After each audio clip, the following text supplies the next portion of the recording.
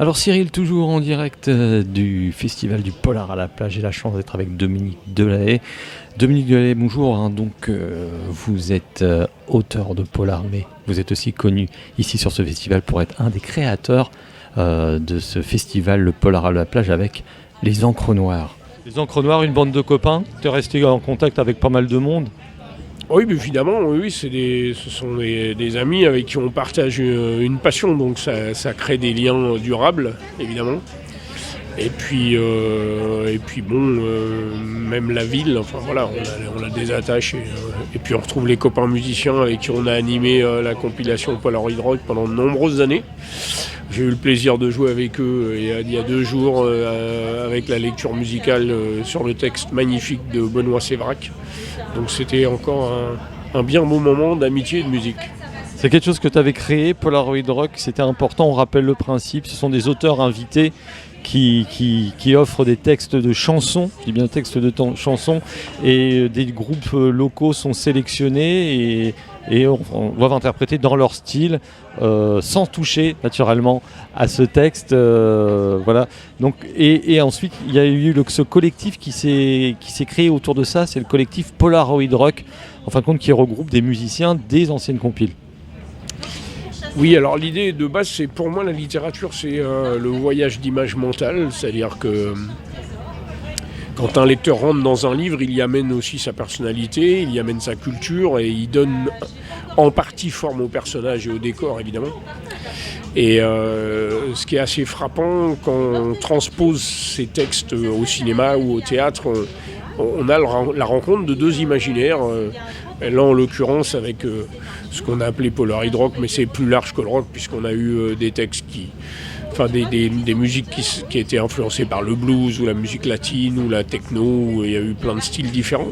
Mais ce qui est assez amusant, c'est que les auteurs, finalement, même quand c'était un peu à contresens par rapport à leur texte, parce qu'on a même eu des chanteuses lyriques avec violoncelle, ont toujours été touchés par la manière dont l'univers musical des groupes qui s'étaient emparés de leur texte avait donné un caractère particulier au texte qu'ils avaient envoyé. Donc c'est je trouve une belle rencontre. Et puis évidemment après l'existence de ce collectif, c'était aussi un des objectifs, c'est de faire en sorte qu'il y ait des rencontres entre les différents groupes qui se sont frottés à ces textes et un échange d'expériences et partager la scène avec des gens qui au départ font pas forcément tout à fait la même musique que vous, c'est très enrichissant et puis en plus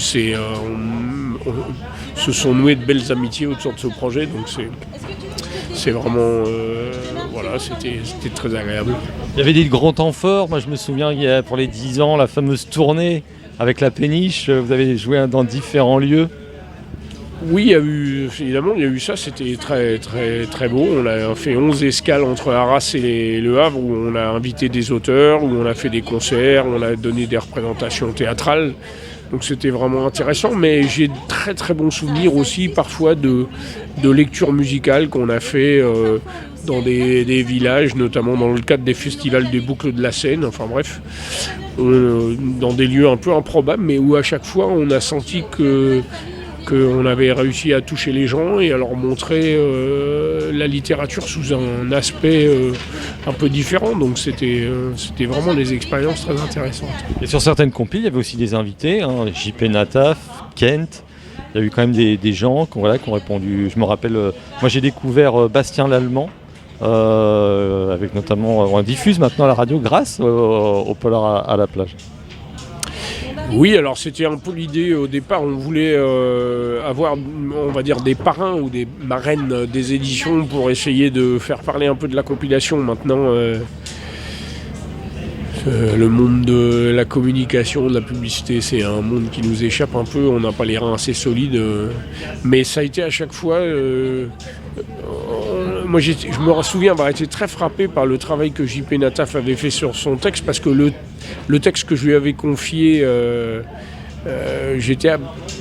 le trouvais vraiment allant dans son univers. Je crois que c'est ça le Rupture.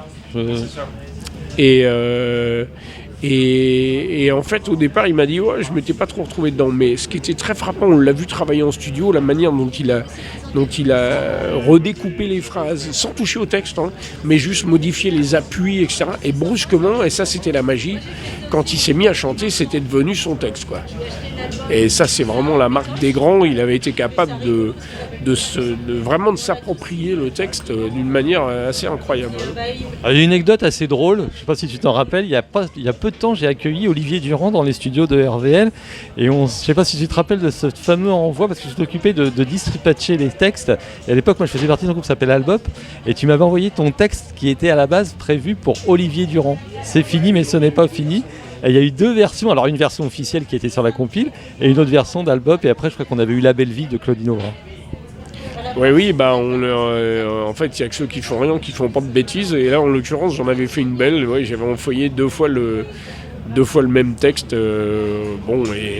Mais les 2 versions étaient très sympas. Alors justement, d'ailleurs, on en avait parlé avec les compos, ça nous avait presque donné l'idée d'essayer, pourquoi pas, une fois de faire quasiment une compile avec le même texte. Bon, c'était un projet idiot, mais ça aurait été, je pense, très intéressant, parce qu'en fait, on se serait rendu compte qu'on aurait eu très vraisemblablement 11 versions très différentes et qui auraient éclairé le texte d'une manière différente à chaque fois, quoi. Alors toi, au niveau de l'actualité, t'en es où ? Est-ce que tu as ressorti des choses ? Le Covid, ça s'est passé comment déjà ? Moi, je vais pas me plaindre, hein. On a été comme tout le monde confiné, mais bon, j'avais affaire, donc ça s'est passé. Toujours sur la péniche ? Toujours sur une péniche ? Je suis plus sur la péniche maintenant, je suis installé à Roanne, dans une petite ville que personne ne connaît, mais ça nous va très bien. Où il y a plein de gens sympas, des musiciens, des auteurs. D'ailleurs, il y a un auteur qui s'appelle Christian Chavassieux qui écrit très très bien. Et donc, pour ce qui est de mon actualité, on va sortir un 3e tome de l'histoire du Havre. Je vais sortir un roman qui s'appelle Gueule cassée, qui va sortir chez Inuit à la rentrée, au mois d'entre septembre et octobre. Et avant Noël, je vais sortir aux éditions Libertaires un recueil de chroniques anti-religieuses. Affaire à suivre. Tu t'ennuies pas, quoi. Voilà, oui, affaire à suivre. Ok, tu continues quand même à venir. Alors, naturellement, on se doutait qu'on allait te voir ici, mais tu continues à venir un peu au Havre. Bon, t'as tes enfants aussi. Oui, j'ai gardé des liens familiaux, amicaux et puis musicaux. Donc, je joue avec 2 copains assez régulièrement en trio. Donc, je joue au bistrot, on va jouer au Happy Doc. Et en septembre prochain, on va venir avec une caravane que j'ai transformée en scène musicale de jazz, avec un quintet formé d'excellents musiciens roannais.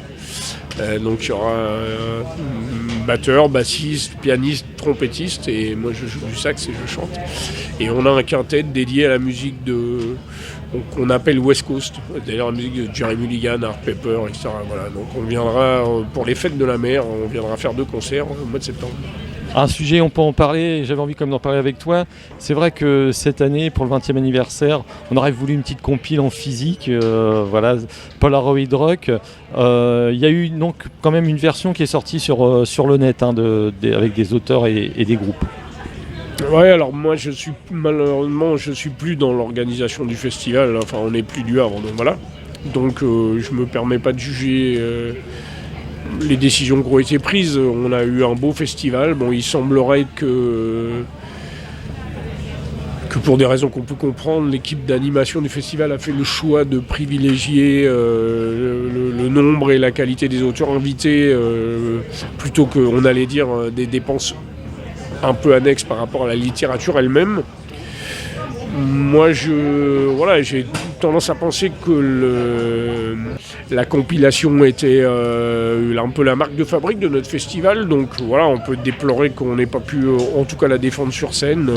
Même si, pour ce qui est de la version matérialisée, là, il faut être un peu raisonnable dans la mesure où maintenant, nous les musiciens, on sait que même quand on va démarcher envoyer un CD, ça sert plus à rien, personne n'a plus de lecteur, donc il faut envoyer des liens internet ou bien Donc ça, je pense pas que c'était ça le principal problème, mais c'est plutôt, moi j'aurais pourquoi pas aimé un dernier concert, quoi, mais comme on ne sait jamais, admettons peut-être que l'année prochaine, on verra, on va voir comment les choses avancent et puis. J'en suis sûr. Pardon ? J'en suis sûr. Ouais, bah on essaiera, on verra bien comment ça va se passer, quoi. En tout cas, merci Dominique d'avoir toujours été présent et puis d'avoir fait plein de choses pour ce fameux festival. On voit énormément, il y a toute une équipe, mais Dominique Delay, moi je l'ai reçu il y a 20 ans, hein, t'es pratiquement à l'origine hein, de ce projet. Et puis on te souhaite bonne chance à Rouen alors. Et bah écoute, voilà, ouais. Et puis venez découvrir cette belle ville qui n'est pas connue mais qui est très intéressante, qui partage d'ailleurs son histoire, enfin sa tradition ouvrière, qui a un peu des points de ressemblance avec le Havre, on va dire. Il y a un bon club de basket aussi, je crois. Oui, il y a un bon club de basket. Ouais. Ok. Et on y mange bien et on y boit bien. On y mange très bien, oui, on y mange très bien, mais il faut avoir un bon porte-monnaie quand même. D'accord, merci. Allez, merci à toi.